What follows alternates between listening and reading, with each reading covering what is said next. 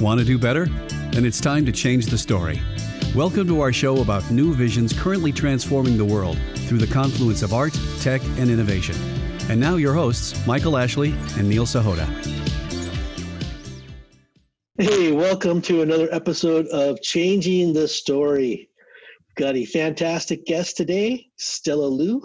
She is currently the product manager at Indigo Agriculture, a VC-backed unicorn startup, where she's helping the carbon program's vision to remove 1 teraton of carbon dioxide from the atmosphere by incentivizing farmers to adopt regenerative agriculture.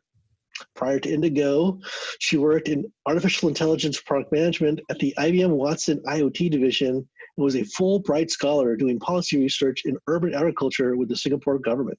Stella, welcome to the show. Thank you. I'm happy to be here. Thanks for being here, Stella. So, Stella, as a visionary, what is the story that you want to bring to the world? Yeah, there's a slight twist to my answer to that question, because I hope the story we're able to tell in the future was that we worked really hard right now and was able to give future generations a world that's carbon neutral and food secure. That's great. So how do we begin to get there?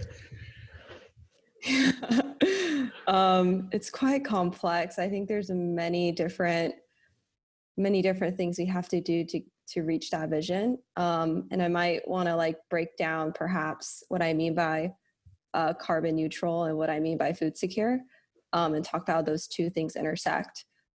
So for instance, for achieving carbon neutrality would basically mean that we emit as much carbon emissions that we then remove from the atmosphere. And for food security, that means everyone in the world has sufficient access to nutritious food. So achieving both of those two at once is actually really tricky, because if you think about our growing world population, we're going to go from 7 billion to 9 billion people in the world. And then you overlay that with the impacts of climate change and what that has on food production. If you do 1 degree Celsius of warming, a lot of studies show that we'll see a reduction of 10% in grain production around the world. And if you think of droughts and wildfires and other environmental things that might occur, it definitely gets a little worrisome when you think about what we're able to produce in that context to meet the demands of a population around the world that's growing every day. That's a big job, Stella. I'm glad you're pursuing it, because I think a lot of people don't realize how much agriculture actually impacts the planet. I mean, you think about land stewardship, you think about water consumption, what is it, 10 gallons of water to grow 1 almond, right? We don't think of these things, we think about we need to produce food, but I think Peter Diamandis and Stephen Kotler were talking about in abundance, we actually have the ability to grow enough food for everybody. We just don't make efficient use of our resources. I mean, is that the big challenge, or is there actually way more to this than we realize? Yeah. So I think there'll have to be innovations in both spheres. So in the area of food, you absolutely hit it on the head. It's not just about production. It's also how do we distribute the food we grow efficiently to people?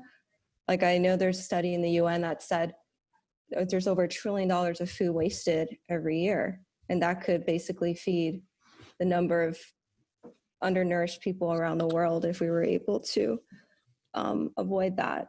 So I do think it's a lot about innovating across the food value chain. So what can we do to produce food in a world where there's erratic weather conditions? Can we grow crops that are drought resistant and are able to survive through changing weather conditions?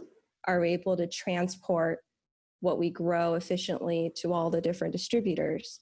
And there's a lot of innovation there on packaging, for instance, to make sure food doesn't spoil. And then there's a lot of things we can do when the consumer gets it. How do we educate people to not waste food and only buy just what they need? So I think there's innovation all around that in the food area. And then for climate, there's a lot of startups out there and a lot of science to just understand what are the levers we can pull to try to reduce our carbon emissions around the world. I think there's a lot of policy efforts and a lot of technology efforts as well. I think what I'm really excited about is the project I'm kind of working on, because it does intersect both spheres really nicely. Like if we're able to get farmers to farm regeneratively, we're able to take carbon emissions out of the atmosphere, return it back to the soil. We're basically giving the farmer, we're paying the farmer to do that. So we're also helping the farmer's bottom line, and they're able to farm more sustainably, which is better for the environment. So I think that's like a really nice example of a win-win. But yeah, I think I guess I came up with a story that's very massive, but I guess in summary, we'll have to do a lot in the food sphere and the climate sphere. And then certainly there's innovative projects operating at the intersection of the two. Sure. And I very much agree with you that there is a ton of waste going on. As a person who's worked in restaurants as a cook and a server, I mean, just looking at the amount of food that's wasted, not just in restaurants, but also in grocery stores. And unfortunately, even in my own home, we have young kids. Sometimes they don't eat everything on the plate, and I feel bad. I mean, that's a small thing, but it is food that's being gone to waste. We mentioned efficiencies. I also feel like there's another component here, which is the political aspect of this too. I mean, it seems like we're talking about this from a technical perspective. How do we become more efficient? But how do we also affect people's hearts and minds to make them more aware of this issue, to help create a world in which there is a more equitable distribution of resources when it comes to food? How do we also change that? Yeah, I agree. I definitely think there's certainly a policy angle in both areas that could help us improve the current state. Yeah, so I think you're right on that regard. I want to go just tangential for a second and revisit this for, we'll come back in a second, but, agriculture is not something that most people think about, at least in the US. I think less than 2% of people are farmers. I mean, Stella, how did you actually get involved in all this? What made you decide you're passionate about agriculture? Yeah, I guess it's not something that everyone grows up one day and says, I want to be a farmer. For me, I ended up getting into this space a little later in college. During freshman year, I joined this program called the Costa Rica Global Sustainability Program, where a bunch of students went out to Costa Rica and basically stayed in this zero waste farm. And I thought it was like fascinating because before that trip, I had no idea how food was produced. So to go out there, realize pineapples grew from the ground as like a fun fact. I thought they were on trees. That just shows my knowledge in this space at the time. But it was also fascinating to see the farmers in Costa Rica just so passionate about kind of marrying profitability with sustainability. Even the way they designed their farms, they had this mountain, and then they basically planted crops that need a lot of water on the top, and then crops that didn't need as much water in layers below. So then when they watered it from the top, they just made use of all the water that they had. And they even used waste, human waste, animal waste. They brought it back to the farm and created energy, which they used to cook their food. So super fascinating. But then the aha moment really came when I returned back to the States and started educating myself in the way food's grown in America and around the world. And I realized that is not how most food is grown around the world today. Very industrialized. There's pumping chemicals everywhere. And I was I read Omnivore's Dilemma by Michael Pollan, and that just did it for me. I had no idea that we were pumping so many chemicals into our fields that was creating runoff dead zones in the ocean. It's just wild. So after that aha moment, I started getting really passionate about it throughout college. And that's when I met Neil. I did a startup at the time, wrote my Fulbright application, and then I was on my way. And I can't believe it's been 4 years, almost 5 years since, yeah. Yeah. So if you could paint us a picture, now you have this experience, you have this passion. First of all, what are some of the active initiatives that you're working on? And then what might the world look like 5-10 years from now based on the work that you're doing and the work that other people that are like-minded are doing? Yeah, absolutely. I can talk more about the initiative I'm working on with Indigo, because I think it does have a lot of promise. And part of the program's mission is focused on getting farmers not just to be paid for the quantity of food they produce, which is what's happening right now. The more food you grow, the better, even at the expense of the environment. And they want to switch that and try to actually pay farmers for the quality and like the way they produce food. Like, can we pay farmers upfront so they manage the soils better and manage the soil health? And they can do those things by planting cover crops on the field, by reducing tillage in the soil, because when you till the ground, it actually emits a ton of carbon in the atmosphere. So if you can shoot seeds into the ground or reduce that amount of tillage, you can actually keep carbon in the soil. And what's like a really amazing thing is like all of those practices kind of are low tech. Like it's all about bringing animals to the farm, about reducing chemicals, reducing equipment. And by doing so, like we're not only help the environment, like I mentioned, but we also protect the farmer's soil. It's able to absorb water better. And a lot of farmers who are successful in this end up being very highly profitable at the same time. Mm-hmm. So I think like when that's successful, what we can hopefully show is like farmers around in the United States that, look, the old way that you're doing, yes, it brings in yields. But if you do these awesome new sustainable practices, you'll not only protect kind of the longevity of your farm, but you'll also make the world a better place, and then we'll pay you as well. And we hope to see that shift in farmers in America and hopefully go to Europe. So if our program's really well, we'll see farmers, we'll see like a big positive impact to the environment, both in Europe and America and hopefully South America as well. We've been investigating those countries too. So that was a deep dive into our current initiative and what it'll look like in the future. Mm-hmm. I think like if we're gonna just pause and imagine what the world would look like if we achieve food security around the world and we're carbon neutral, it's so hard because like I feel like our like the way we do things have to change, like from the way we plan cities, from the way we think about transportation. Like I think like so much has to change, and I hope like the innovations that I mentioned, from producing food, distributing, consuming it, as well as like the technologies to remove carbon emissions and then the policies to help people stop emitting. I think all of those things need to like come together. Mm-hmm. I'm happy to like just dive into one bit. I think it's hard to like paint a huge picture of that because so much has to change for that to happen. Sure. I mean, I think that'd be awesome if you could help paint that picture, because if I understand right, what you're talking about has to do with regenerative agriculture, which you work in.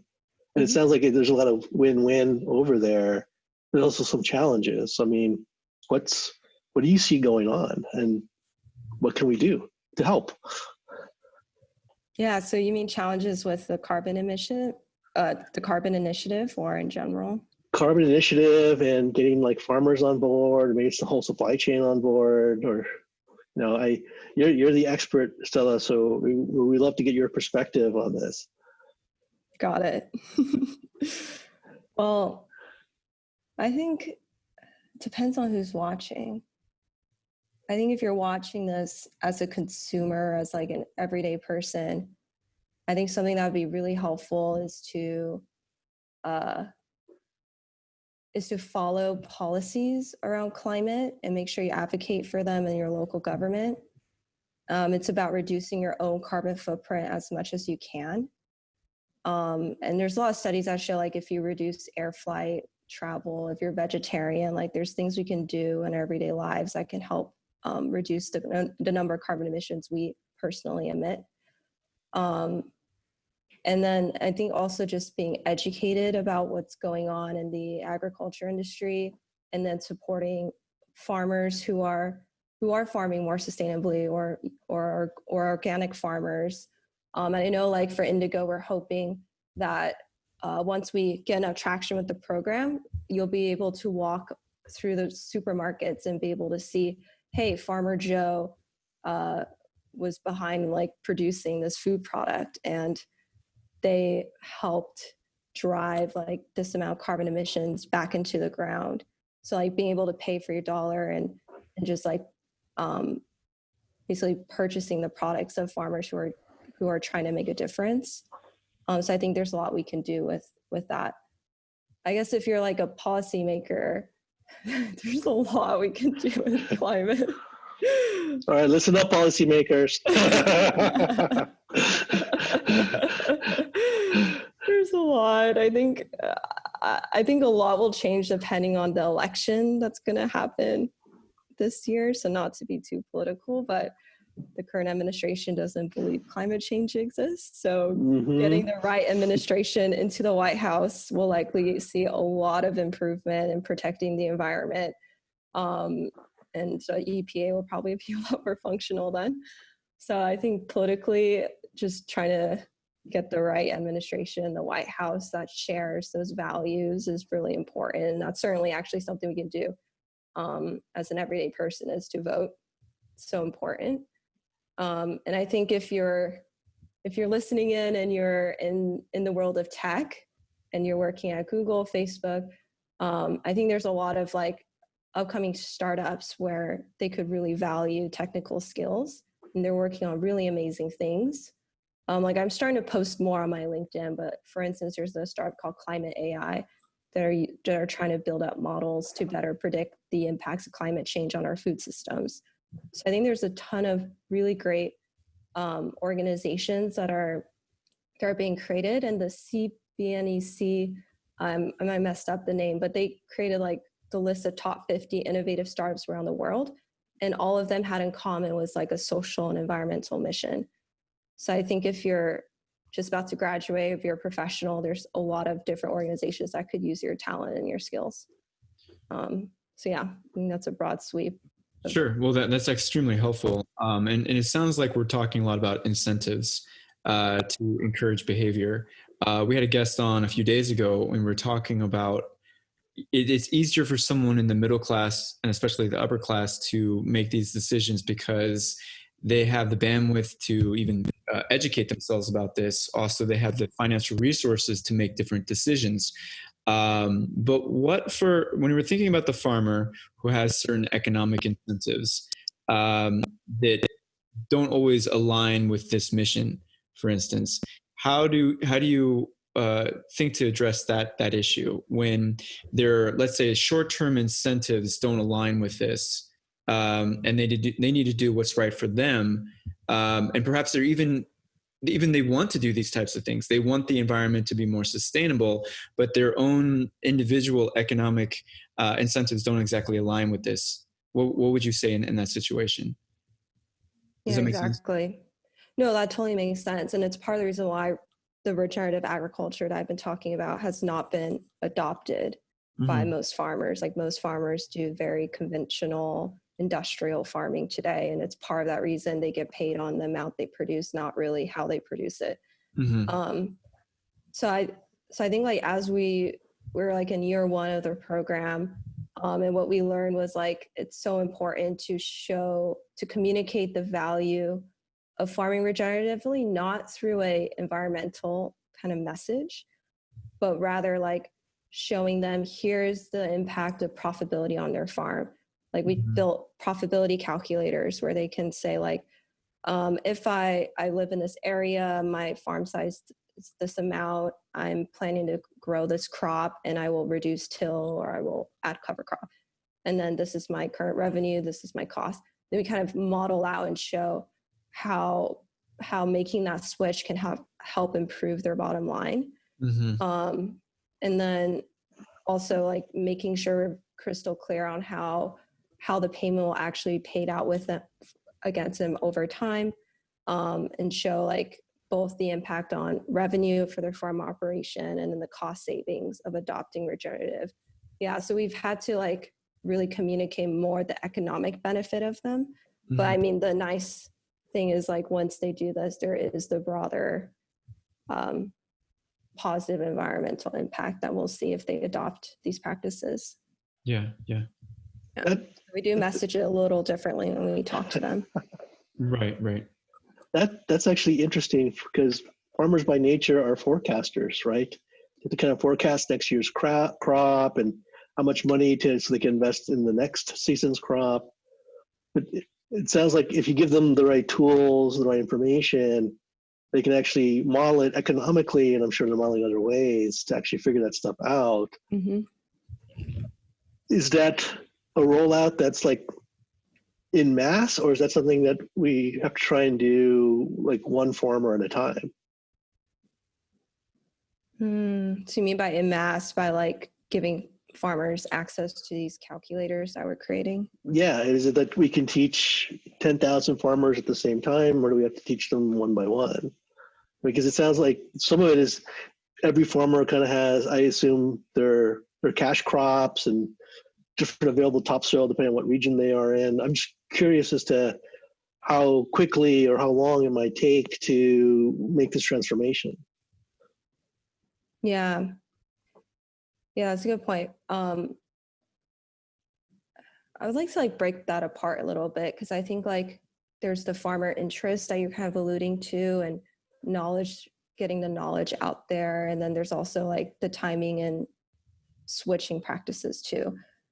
So in terms of like demand and interest, we actually didn't have to really go out and knock on people's doors and do a really huge outbound sales effort. We found a lot of farmers gravitated toward the idea of doing these practices and getting paid.